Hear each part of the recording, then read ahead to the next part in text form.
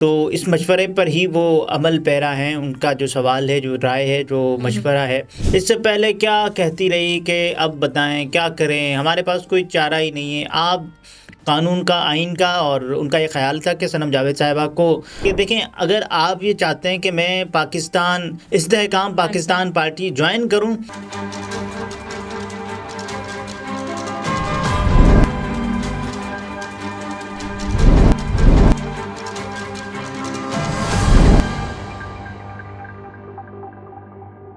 السلام علیکم، میں ہوں نمرہ سہیل، آپ دیکھ رہے ہیں الگ نیوز. عبدالستار ہمارے ساتھ ہیں. صنم جاوید جیل سے باہر آ کر کون سی پارٹی جوائن کریں گی، صنم نے بتا دیا، اور صنم جاوید صاحبہ کے والد صاحب نے انٹرویو بھی دیا، اس سب پر بات کرتے ہیں. لیکن اس سے پہلے کامنٹ شامل کر لیں.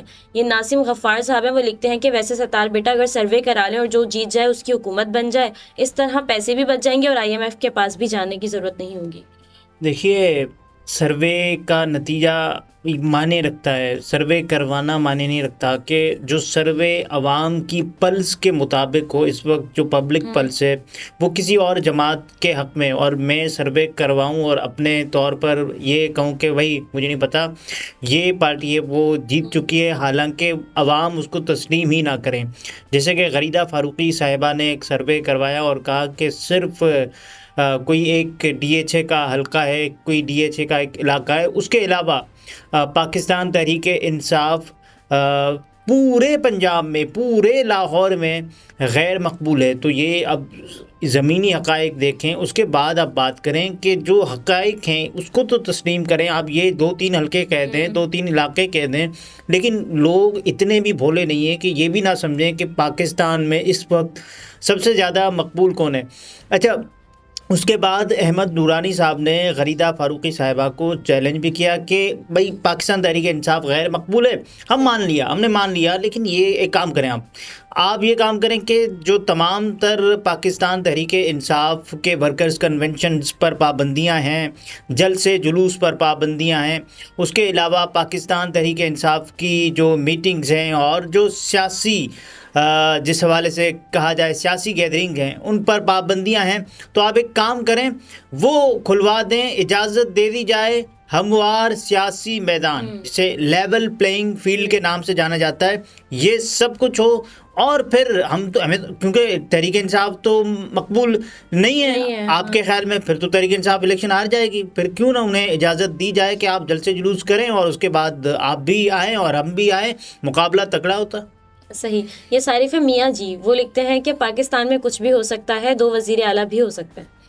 2 وزیر اعلیٰ بھی ہو سکتے ہیں. اچھا، یہ اس انالیسز کی بات کر رہے ہیں جو سہیل وڑائچ صاحب نے اپنے کالم کے ذریعے بیگم کلثوم نواز صاحبہ کو اس وقت کے حالات کے بارے میں خبر ہونے کے بعد اپنا تجزیہ دیتے ہوئے بتایا کہ اگر وہ ان تک یہ خبریں پہنچ چکی ہیں اور ان کی جو رائے ہوتی ان کو جانے ہوئے، تو اگر وہ بھی ہوتی تو یہ مشورہ دیتی، یہ بات کرتی. بالکل.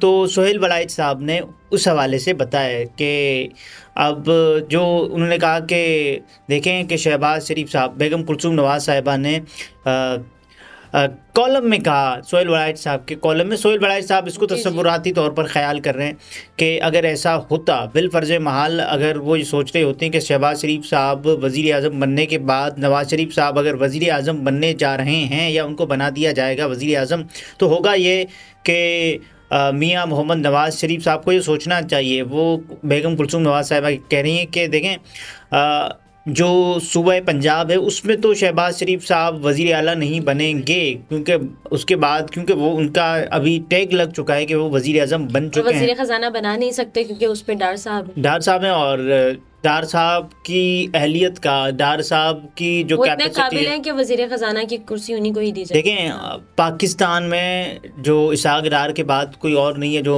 پاکستان کی معیشت کو سنبھال سکے، یہ بالکل اس میں کوئی دوسری رائے نہیں ہے.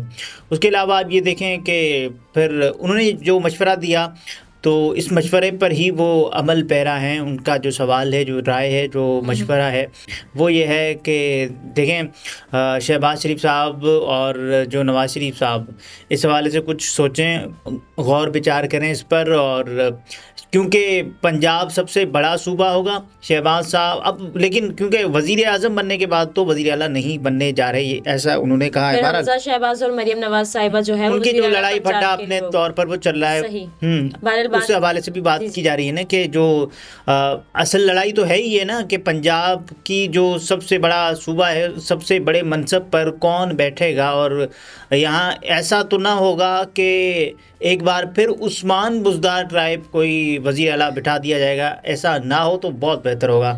بہرحال صنم جاوید صاحبہ 5ویں بار گرفتار ہو گئی ہیں. یہ ٹیکنیکلی تو 6ٹھی بار گرفتار ہوئی ہیں، کیونکہ اس سے پہلے بھی جب گرفتار پہلی مرتبہ ہوئی اس کے بعد یہ 5ویں مرتبہ گرفتار ہوئی ہیں صنم جاوید صاحبہ مختلف مقدمات میں. اور پولیس بار بار اس سے پہلے کیا کہتی رہی کہ اب بتائیں کیا کریں، ہمارے پاس کوئی چارہ ہی نہیں ہے. آپ یہ پہلے پولیس نے یہ بتایا ہے کہ صنم جاوید صاحبہ آپ ایک کام کریں، آپ میاں صاحب سے کال کروا لیں، یہ پہلے کی بات ہے. اس کے بعد اب جو حالیہ انٹرویو دیا ہے صنم جاوید صاحبہ کے والد صاحب نے، انہوں نے بتایا کہ جو صنم جاوید صاحبہ کے حوالے سے ہم مقدمات کی تفصیلات کے لیے عدالت سے رجوع کرتے ہیں تو عدالت یہ بتاتی ہے کہ فلاں فلاں مقدمات میں صنم جاوید صاحبہ مطلوب ہیں اور فلاں فلاں مقدمات میں نہیں. اور صنم جاوید صاحبہ نے خود بتایا کہ پولیس والے ہمارے گھٹنوں کو ہاتھ لگا کے کہتے ہیں کہ ہم مجبور ہیں، ہمیں اوپر سے آرڈر آئے ہیں. تو پھر صنم جاوید صاحبہ بتاتی ہیں کہ صاحب ایسے تو نہیں ہو سکتا نا کہ آپ نے اس عدالت کا بھی سامنا کرنا ہے جو کہ انسان کی جان نکلنے کے بعد بروز محشر ہوتی ہے اور اس میں جواب دہ ہونا پڑتا ہے. تو آپ نے وہ سوال بھی بتانے ہوں گے. بہرحال صنم جاوید صاحبہ نے جو اس وقت باتیں بتائی ہیں وہ کس سیاسی جماعت کو جوائن کرنے جا رہی ہیں یہ بھی ہم آخر میں بتانے جا رہے ہیں، کیونکہ تھوڑا سسپینس باقی رکھا جائے. صنم جاوید صاحبہ کے والد صاحب نے جب وہ بات کر رہے تھے، انٹرویو دے رہے تھے، تو اس دوران صنم جاوید صاحبہ کا بیٹا محمد وہ بھی ویڈیو میں آیا اور اس نے بھی بات کی. اور محمد اپنی ماما کو کھانا دینے کے بعد اس ویڈیو میں دیکھا جا سکتا تھا، کیونکہ وہ واپس آ چکا تھا. ان کے جو نانا ہیں انہوں نے یہ بات بتائی کہ صنم جاوید صاحبہ کا یہ بیٹا ہے اور اس نے ابھی یہ آیا ہے، واپس ابھی آیا اپنی ماما کو کھانا دینے کے بعد. تو یہ بھی ایک خوشگوار پہلو تھا اس ویڈیو کا. جمال احمد کو سیاست اور پی کے پر صنم جاوید صاحبہ کے والد صاحب نے انٹرویو دیا اور اس میں انہوں نے بہت باتیں بتائی. انہوں نے کہا کہ صنم جاوید صاحبہ کو ہم لے کر پہنچے کیونکہ اب تو صنم جاوید صاحبہ کے خلاف، کیونکہ انہیں لگا تھا کہ بلکہ لگنا چاہیے اور احترام کرنا چاہیے قانون کا، آئین کا، اور ان کا یہ خیال تھا کہ صنم جاوید صاحبہ کو ویسے ہی جو اہتمام حجت کے لیے ہم جائیں تو صحیح، کم از کم رہا نہ بھی کریں تب بھی، لیکن ان کا فرض تو بنتا ہے اور وہ یہ سمجھتے ہیں کہ یہ ایک قانونی پریکٹس بھی ہے اور جانا چاہیے. تو صنم جاوید صاحبہ کو لینے پہنچے اور ایسے ہی پھر ہوا یہ کہ جیسے ضمانت ہوئی اس کے بعد روپکار جاری ہوئے، ایک بار پھر روپکار جاری ہوئے اور اس کے بعد پھر صنم جاوید صاحبہ گرفتار ہو گئیں. اور صنم جاوید صاحبہ نے بتایا کہ میرے سامنے پولیس والے کوئی 3 سے 4 گھنٹے بیٹھ کر یہ ڈیسائیڈ کرتے رہے کہ اب صنم جاوید صاحبہ کو کس مقدمے میں گرفتار کرنا. وہ کال پر پوچھتے رہے اور انہیں بتایا جاتا رہا کہ پھر یہ اور جو مقدمات صنم جاوید صاحبہ پر ہیں. اس حوالے سے صنم جاوید صاحبہ کے والد صاحب یہ بتاتے ہیں کہ انہیں تو یہ بھی نہیں پتہ تھا کہ یہ بھی مقدمہ ہے، کیونکہ جب آئی جی صاحب نے میجسٹریٹ کے سامنے تو ایک اور بات بتائی، لیکن بلکہ جج صاحب کے سامنے تو اور بات بتائی، لیکن جب جو مقدمے کا دن آیا، جب ضمانت ہوتی ہے صنم جاوید صاحبہ کی، تو وہ بتاتے ہیں کہ یہ مقدمہ بھی نیا ہو گیا ہے صنم جاوید صاحبہ کے خلاف. اب صنم جاوید صاحبہ یہ بتاتی ہیں کہ دیکھیں، اگر آپ یہ چاہتے ہیں کہ میں استحکام پاکستان پارٹی جوائن کروں، اور میں تو ایسا نہیں کرنے لگی اور نہ ہی میں ایسی کوئی پریس کانفرنس کروں گی. میں پہلے بھی کسی پارٹی میں نہیں تھی تو میں ابھی بھی کسی پارٹی کو استحکام کو تو میں بالکل جوائن نہیں کروں، یہ تو انہوں نے صاف کہا ہے. بالکل ایسے ہی ہے. تو یہ ایک چیز ہے نا کہ صنم جاوید صاحبہ نے بتایا کہ جج صاحب کے سامنے، میجسٹریٹ صاحب کے سامنے، کہ میں کسی بھی سیاسی جماعت کو بزور بازو کسی کی بھی جو پریشر ہے اس میں جوائن نہیں کرنے والی اور میرا کسی بھی سیاسی جماعت سے تعلق نہیں تھا، یہ کہا صنم جاوید صاحبہ نے۔ اور ان پر جو مختلف مقدمات ہیں، پہلے تو 109 اور 96 کے جو دو مقدمات تھے ان میں صنم جاوید صاحبہ مطلوب ہو گئیں۔ اور صنم جاوید صاحبہ مطلب کیا، وہ یہ کہہ رہی ہیں کہ آپ اگر یہ سمجھتے ہیں کہ میں اس وقت آپ کو مطلوب ہوں تو آپ ایک کام کریں، مجھے بتائیں کہ یہ مقدمات ہیں، لیکن آپ مجھ پر ملک دشمنی کا لیبل نہیں لگا سکتے۔ میں اپنے ملک سے، اپنے وطن سے اور اپنی دھرتی ماں سے محبت کرنے والی ہوں،